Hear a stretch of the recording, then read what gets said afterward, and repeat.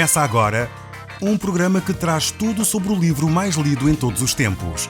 Apresentamos O Som do Livro.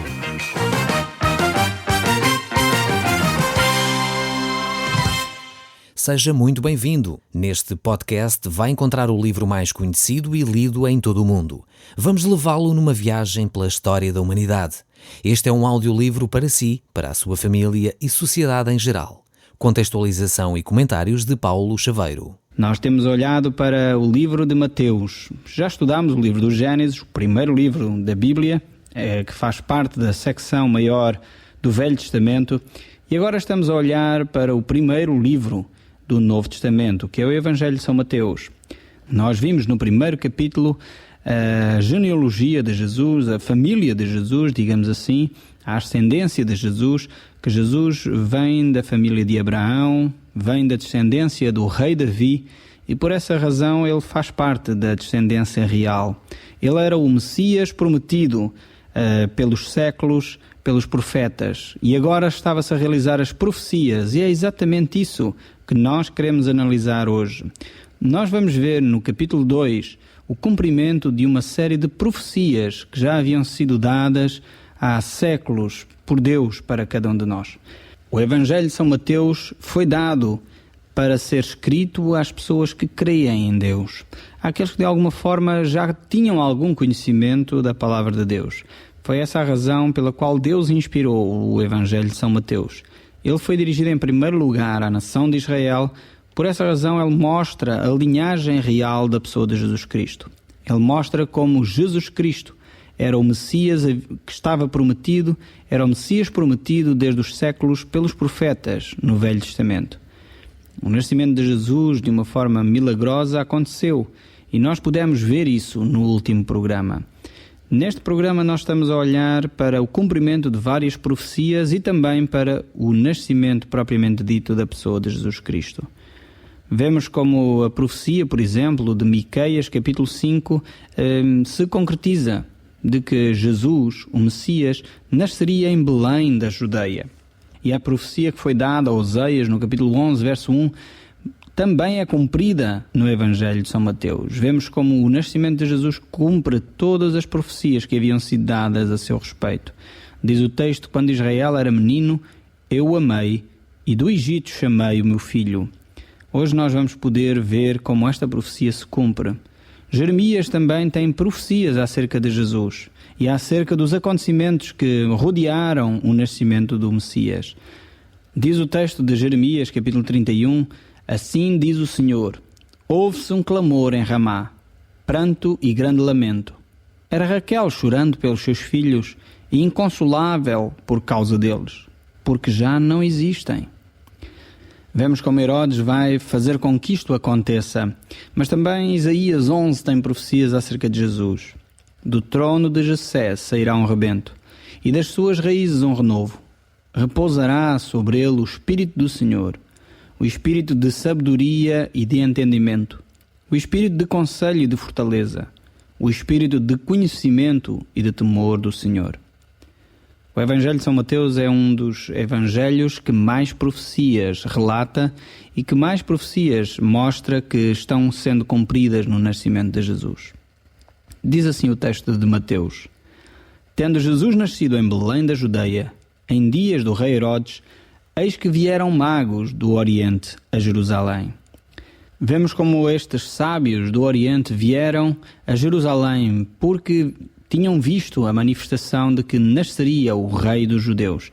E como é óbvio, eles dirigiram-se ao local onde provavelmente nasceria um rei. E eles chegam e perguntam a Herodes, que era o rei daquela época, o que o texto próprio diz: onde está o recém-nascido rei dos judeus? Porque vimos a sua estrela no Oriente e viemos para adorá-lo. Como era natural, os reis nascem nos palácios.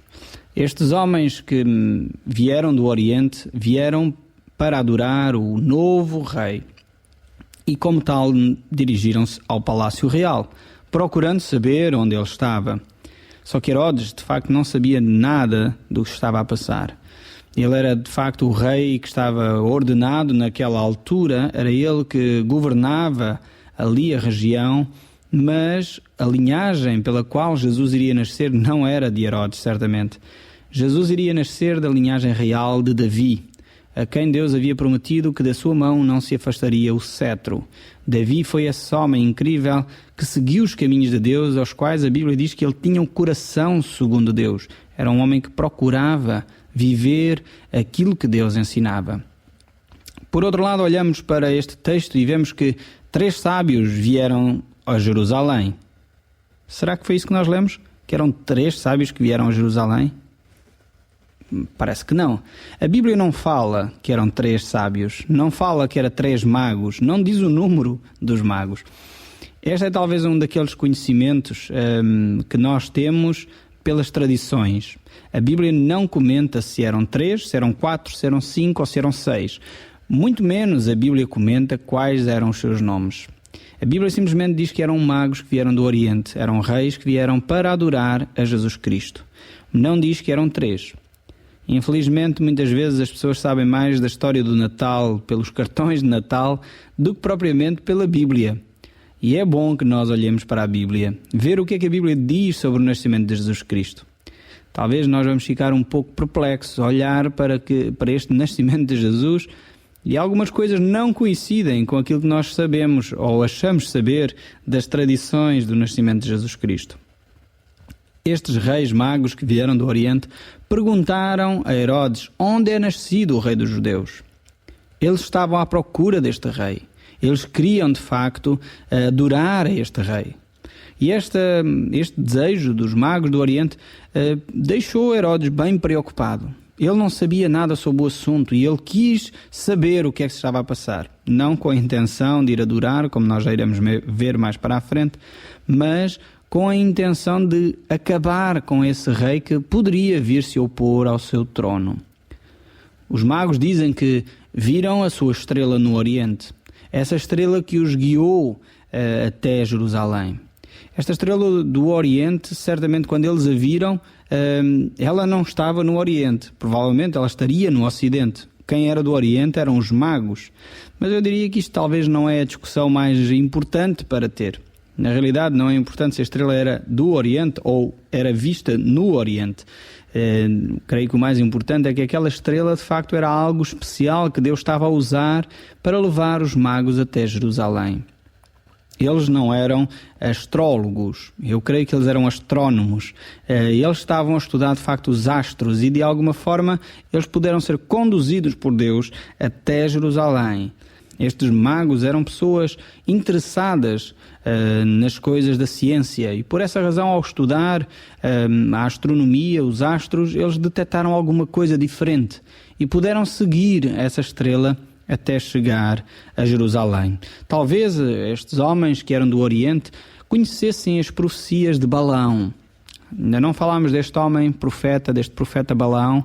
É um profeta que aparece logo no início também da Bíblia, no livro de Números, mas este homem era um homem que, enfim, apesar de ter uma atitude muito mercantilista, porque queria, enfim, fazia profecias e abençoava por pagamento, e infelizmente às vezes parece aí umas quantas pessoas que às vezes só fazem as coisas se receberem em troca de determinadas esmolas e determinadas ofertas, é que então oram ou abençoam. Balaão era um desse tipo. Mas ele de alguma forma ele profetizou aquilo que iria acontecer muitos anos mais tarde. É uma profecia acerca de Israel e acerca daquilo que Deus iria fazer. Ele fala em Números 24, verso 17: uma estrela procederá de Jacó, de Israel subirá um cetro que ferirá as têmporas de Moabe e destruirá todos os filhos de Sete. É possível que estes magos tivessem conhecimento desta profecia. Balaão vinha provavelmente daquela região também, ele vinha daquela zona do Oriente, e é possível que estes magos tivessem acesso a esta profecia de que uma estrela seria a marca visível de que o cetro estaria na mão de Israel. E Deus usou esta situação certamente para trazer estes homens até Jerusalém. Então diz o texto em Mateus ainda: tendo ouvido isto, alarmou-se o rei Herodes, e com ele toda a Jerusalém. Nós vemos aqui que eles ficaram muito preocupados. Eles ouviram que havia um rei a nascer em Israel, um novo rei que iria nascer em Jerusalém. E Herodes estava já a ver o seu trono posto em causa. Por isso ele ficou alarmadíssimo com a situação. Ele queria agora tomar uma atitude. Os magos insistem, querendo saber onde estava o rei dos judeus para poder se dirigir a ele para adorá-lo. Herodes, no entanto, não tinha essa intenção. Herodes era de facto alguém que estava à procura de maltratar e travar todos aqueles que se opunham a ele. Por essa razão ele, tenta engendrar ali um plano para acabar com este rei, que ele nem sabia quem ele era. Então, diz o texto ainda, então convocando todos os principais sacerdotes e escribas do povo, indagava deles onde o Cristo deveria nascer. Os escribas e os principais sacerdotes certamente sabiam das profecias acerca do Messias. E aqui já falámos um pouquinho sobre esta atitude que os religiosos da época tinham. E infelizmente às vezes há muitas pessoas como estes religiosos, como estes sacerdotes e estes escribas, que conhecem a palavra de Deus, sabem até alguma coisa acerca da vontade de Deus, mas isso não influencia nem faz diferença na sua vida. Estes escribas sabiam a Bíblia. Assim que Herodes os chamou, eles disseram: bem, a Bíblia fala então sobre esse assunto. E ele diz: ele nascerá em Belém da Judeia. Responderam eles: porque assim está escrito por intermédio do profeta. E tu, Belém, terra de Judá, não és de modo algum a menor de entre as principais de Judá, porque de ti sairá o guia que há de apacentar o meu povo, Israel. Estes escribas e estes principais sacerdotes, assim que foram questionados sobre onde nasceria o Messias, eles deram a resposta correta. Eles sabiam que o Messias haveria de nascer em Belém. Eles sabiam qual era a resposta, eles sabiam qual era a palavra de Deus sobre este assunto. Mas eles não viviam preocupados com isso, nem viviam sequer com a intenção de adorar este Deus feito homem, de adorar o Messias prometido. Estes homens eram religiosos, conheciam meramente a Bíblia, liam até a Bíblia, estudavam a Bíblia, sabiam até onde as profecias estavam escritas. Parece que eles tinham um grande conhecimento da Bíblia, mas no entanto a sua vida não refletia nada daquilo que eles conheciam. Este é um perigo para quem talvez está exposto ao ensinamento da Bíblia. É um perigo para todos aqueles que têm acesso hoje a tanta informação. Nós podemos ter todo o conhecimento sobre a Bíblia, mas podemos continuar como estes sacerdotes, como estes escribas, vazios por dentro. Estes magos, por outro lado, vieram do Oriente, fizeram uma grande caminhada. Talvez eles só soubessem esta profecia de Balaão em Números 24. Talvez eles não saberiam muito mais. Talvez eles não tinham acesso sequer a toda a Tora hebraica. Talvez eles não conhecessem mais profecias acerca de Jesus Cristo. Mas eles saíram das suas terras, vieram de longe para adorar aquele menino. Estes sacerdotes e escribas estavam ali bem perto, estavam talvez ali ao lado, mas não se deslocaram nem um centímetro para poder ir adorar o Messias que estava prometido. Eles até sabiam e puderam orientar os outros aonde Jesus Cristo iria nascer, mas isso não fez diferença alguma nas suas vidas. É bom que nós possamos fazer de modo diferente. Nós possamos nos identificar mais com estes sábios que vieram do Oriente e possamos aplicar à nossa vida o conhecimento que já temos acerca de Jesus Cristo. É melhor nós talvez sabermos poucos e aplicarmos do que sabermos muito e não fazer diferença nenhuma na nossa vida. Seria triste que Jesus, quando olhasse para nós e visse o que é que está, como está a nossa vida, pudesse ficar triste connosco porque nós não refletimos o conhecimento que temos acerca dele. Era importante que nós colocássemos na nossa vida aquilo que conhecemos de Jesus. Os princípios que ele nos tem falado possam ser aplicados na sua e na minha vida. Se você já conhece algumas coisas acerca de Jesus, é melhor viver do que continuar a saber e nada fazer. Jesus contou uma parábola acerca exatamente disto. Que havia dois tipos de homem, digamos assim. Aquele que ouve a palavra de Deus e nada faz. A Bíblia diz, o próprio Jesus diz, que este é como um homem estúpido. Desculpem uma expressão, mas é isso que Jesus diz. É como um homem néscio. Usei esta expressão assim muito mais suave, mas no fundo néscio quer dizer estúpido. É esse homem que ouve a palavra de Deus e não aplica, então é alguém que constrói a sua casa sobre a areia. Vai construindo, mas no momento da dificuldade tudo cai. Por outro lado, o homem sábio é aquele que ouve a palavra de Deus e vive aquilo que ouve.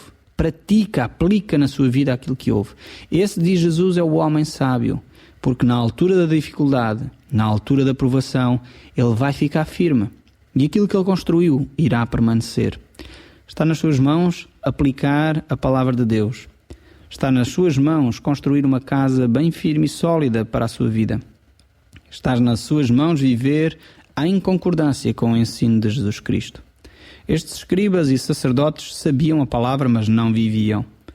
Aqueles magos vindos do Oriente sabiam talvez pouco da palavra, mas eles estavam empenhados em viver aquilo que sabiam. A decisão, essa é sua. Continuando o nosso texto aqui, vemos como Herodes ficou perturbado com esta situação e diz o texto, tendo chamado secretamente os magos, inquiriu deles com precisão quanto ao tempo em que a estrela aparecera. Desculpem lá, mais uma vez, estragar o vosso presépio, mas aqui, de facto, os magos vêm muito depois dos pastorzinhos. Os pastorzinhos provavelmente ouviram as notícias dos anjos e vieram logo, e é bem provável que sim, aí encontraram Jesus na estalagem, como diz o texto. Mas os magos não. O texto diz que eles o encontraram, como nós vamos ver mais para a frente, em casa. Aqui o rei Herodes questiona qual o tempo em que eles viram a estrela do Oriente. Esta estrela relatava o nascimento de Jesus Cristo. E eles dizem exatamente quanto tempo eles tinham visto. A viagem era longa e eles tinham demorado bastante tempo até lá. E Herodes continua falando com eles e diz, ide informar-vos cuidadosamente a respeito do menino. E quando o tiverdes encontrado, avisai-me para eu ir também adorá-lo. Este Herodes era um grande aldrabão. Ele não queria adorar de forma alguma Jesus, ele queria matar Jesus Cristo. Ele queria acabar com o rival que iria provavelmente destroná-lo. Este era o pensamento de Herodes. Então era bom matá-lo antes que ele pudesse ser um perigo. E era isso que Herodes queria fazer. Mas ele estava a mentir. Infelizmente, às vezes a gente vê pessoas exatamente assim, que por causa de princípios que eles acreditam ser importantes, mentem com todos os dentes que têm na boca. E infelizmente, às vezes, vemos pessoas de responsabilidade no nosso país ir aos meios de comunicação social, muitas vezes mentir de uma forma descarada, de uma forma vergonhosa, e continuam sem qualquer problema encarando o público como se nunca tivessem feito nada. Herodes era um pouco assim. Ele mentia com todos os dentes a estes reis, dizendo que estava muito preocupado e queria ir adorar esse rei que havia nascido. Depois de ouvirem o rei, partiram, e eis que a estrela que viram no Oriente os precedia, até que parou sobre onde estava o menino. Eles, vendo eles a estrela, alegraram-se com grande e intenso júbilo. Estes reis ficaram alegres porque tinham encontrado o local e tinham encontrado este menino rei que havia nascido. A caminhada deles tinha valido a pena. Eles queriam mesmo adorar o menino. Eles estavam alegres porque tinham visto a estrela de Davi, a estrela de Jacó. O cumprimento da profecia, aquilo que eles tinham estudado, tinha valido a pena toda esta longa viagem até ali. E eles entraram na casa, diz o texto ainda, e viram o menino com Maria, sua mãe. Prostrando-se, o adoraram. E abrindo seus tesouros, entregaram as suas ofertas, ouro, incenso e mirra. Como eu já disse, é pena termos estragado o presépio, mas é assim. Os magos não chegaram àquele humilde estábulo. Eles chegaram a uma casa, diz o texto. Eles encontraram aí sim Maria e o menino e adoraram-no. Adoraram o menino. Isto é interessante também vermos, com toda a consideração por Maria, mãe de Jesus Cristo, mulher extraordinária escolhida por Deus para trazer no seu ventre o menino Jesus. A adoração foi dirigida a Jesus. E isto é algo que nós temos que considerar também. Todos nós que acreditamos e somos cristãos devemos dirigir a nossa adoração única e exclusivamente à pessoa de Jesus Cristo. Ele é o nosso Salvador. Não há outro igual a Ele. Ele é de facto aquele que morreu e ressurgiu por nós. É Ele que vem salvar o povo dos seus pecados. Nenhum outro faz isso. Com toda a consideração por Maria, José e todos os apóstolos, eles não se podem igualar de forma alguma à pessoa de Jesus Cristo. É Jesus Cristo o único que nos pode transformar, é Ele que nos vai conduzir até Deus. Estes magos então chegaram e adoraram Jesus e entregaram ouro, incenso e mirra. O ouro fala-nos do nascimento de Jesus, este nascimento como o rei que havia sido prometido. O incenso aponta para a vida que Jesus teve, esse bom cheiro que Jesus deixou no nosso meio. E a mirra fala-nos da morte de Jesus Cristo. Esta alusão à sua morte na cruz e àquilo que ele fez por nós. O profeta Isaías fala-nos também, dando estes mesmos indicadores acerca da pessoa de Jesus Cristo, acerca daquele que haveria de vir, o Salvador e Rei. Mas no texto de Isaías nós não vamos encontrar a expressão mirra, é interessante. Fala-nos do ouro e fala-nos do incenso, mas não nos fala da mirra, porque ali em Isaías está a falar do Rei vencedor que virá no futuro e que virá para governar sobre todo o mundo. Esta é a profecia acerca do futuro e acerca da vinda de Jesus Cristo. Nós vamos continuar a olhar para a vida de Jesus no próximo programa. O Som do Livro, uma produção da Rádio Transmundial de Portugal.